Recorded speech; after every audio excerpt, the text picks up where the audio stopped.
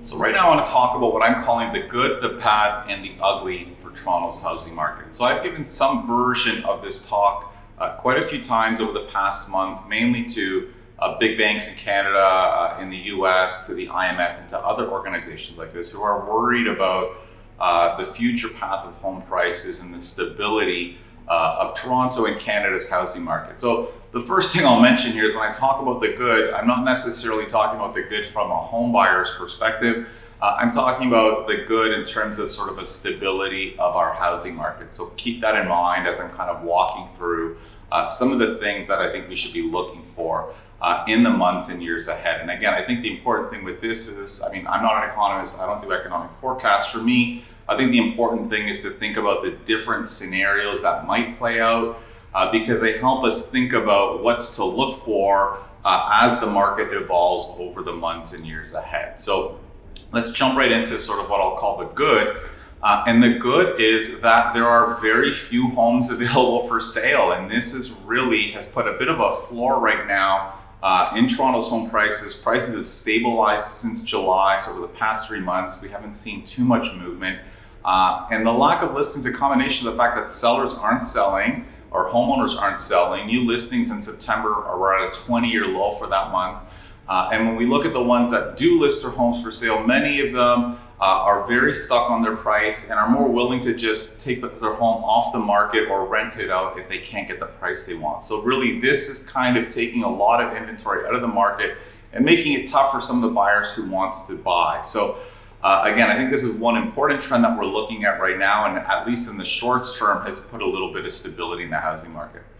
Moving on, when we think about sort of demand and supply, of course, we know that Canada's population is booming. I mean, this chart shows sort of our 4-quarter rolling population growth, which hit 700,000 in this most recent quarter. And of course, a lot of this is making up for the fact that immigration and non-permanent residents slowed down during COVID. But we're still growing at a much faster rate than we were over the previous 20, 25 years.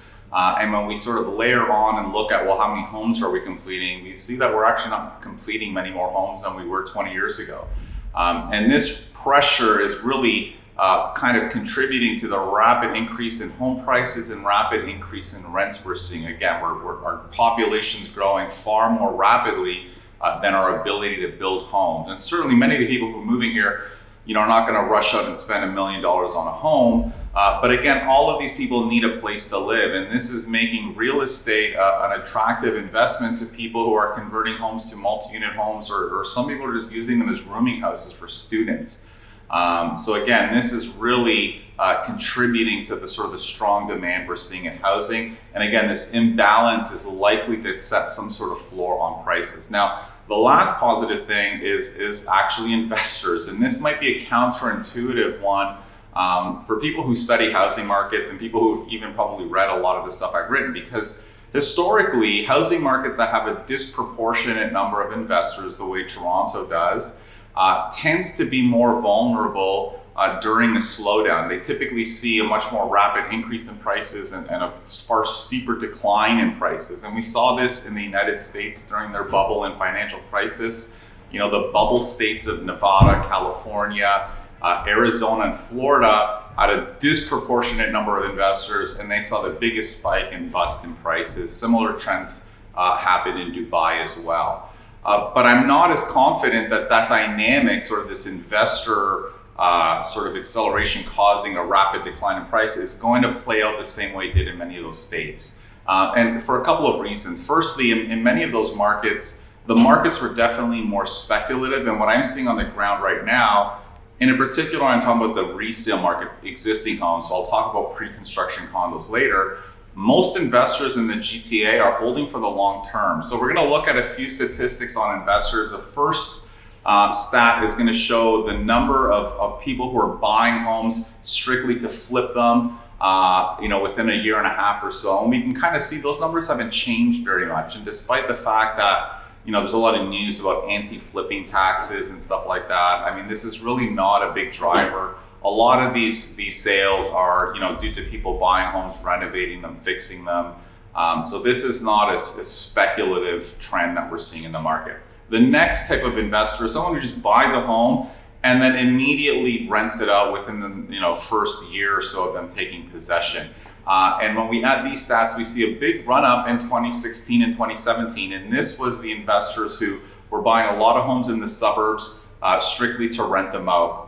And this has, of course, slowed down since then, in part because prices have significantly outpaced rents. But it's this last group that I think is the most interesting. When we think about this last group of investors, these investors kind of fly below the radar. They're the people who own homes or condos, who live in them, have lived in them for 5 or 6 or 8 years, say, are moving out of them either because they're upsizing or downsizing or moving out of province or out of the country, but have decided to keep their existing home as a rental. And we estimate this simply by looking at the number of homes that were leased where the last transaction was a sale years ago. And that gives us an idea of how many of these people are holding on to their homes as an investment. And when we look at those statistics, we can kind of see a massive boom in the number of people who don't want to sell their homes. And it has accelerated significantly over the past 15 years. And now it's just under 20,000 homes per year that people are just holding on to and not selling. And one important thing to think about is that this group of investors, they're not obviously competing with end users or buyers for homes that are for sale. This is inventory that actually never makes it on the market for sale. This is one of the reasons why the number of new listings that have been coming on the market every year over the past 20 years has not increased, even though we've built more homes, because many of the homes are being held by investors. So what does this all mean, and why does this sort of lead to potentially some stability? Like I said, I think many of these investors, unlike some of the speculative markets in the US, are probably a little bit more well capitalized and are holding on for the long term, are not panicking when things slow down, probably have a bit more equity, and are just holding on to it as a long-term investment is number one.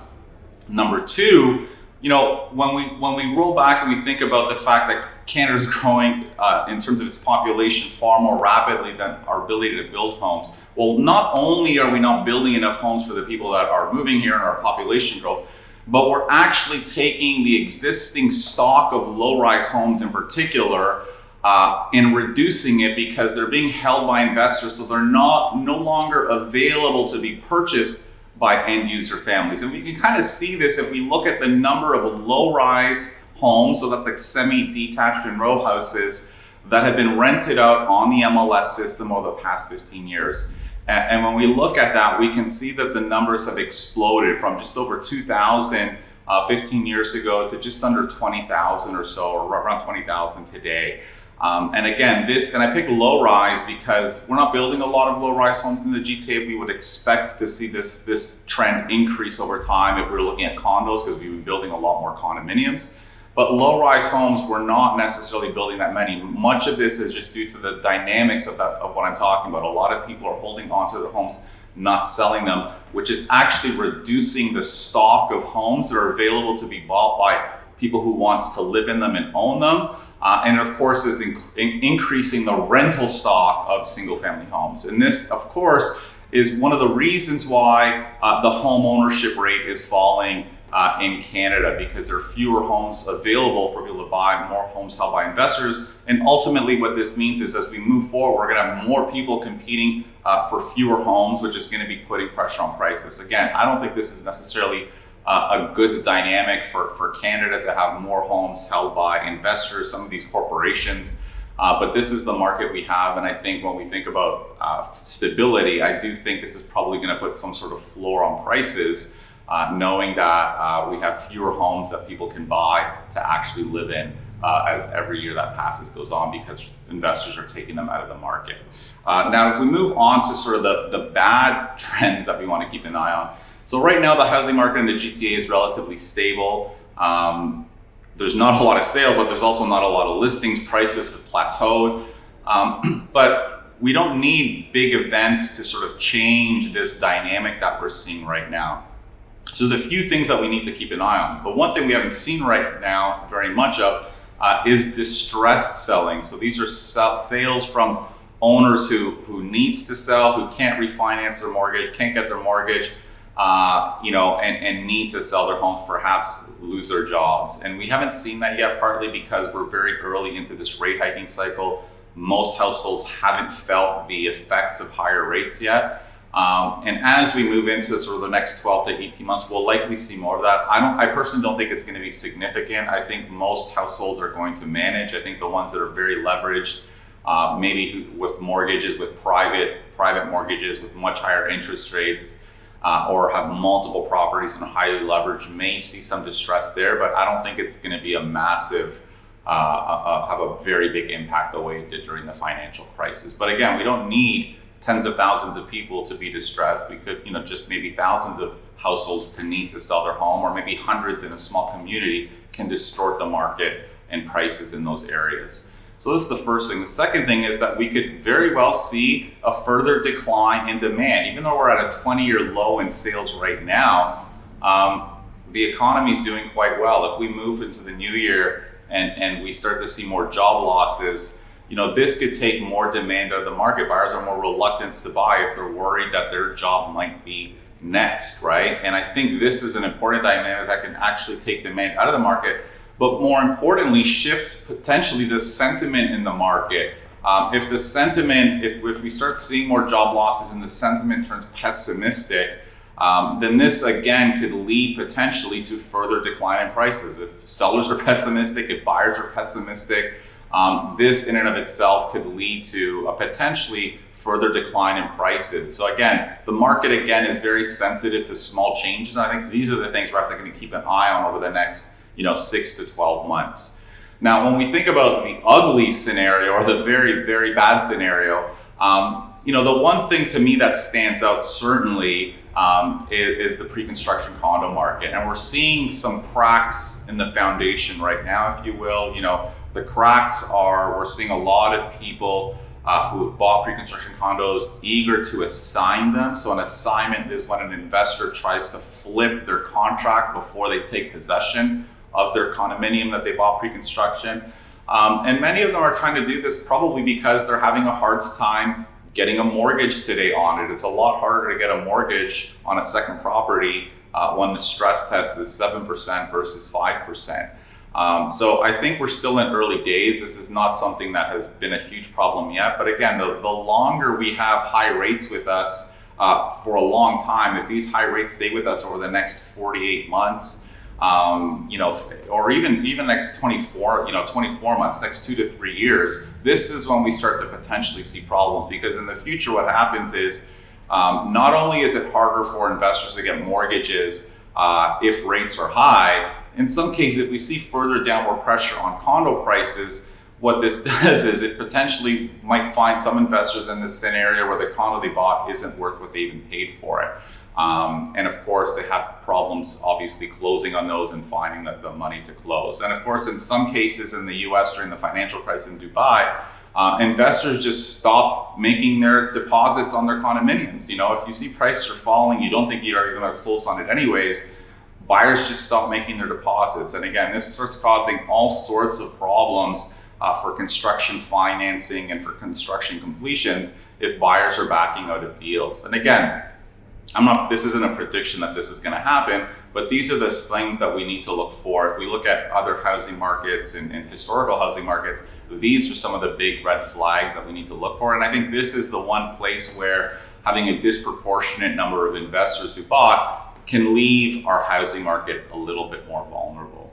I hope that answered some of your questions and kind of gave you some perspective on some of the things that I'm looking for in the housing market in the months and years ahead. If you have any questions, feel free to email me anytime at askjohn@movesmartly.com. If you have more specific personal questions, you can use the link below to set up a consultation.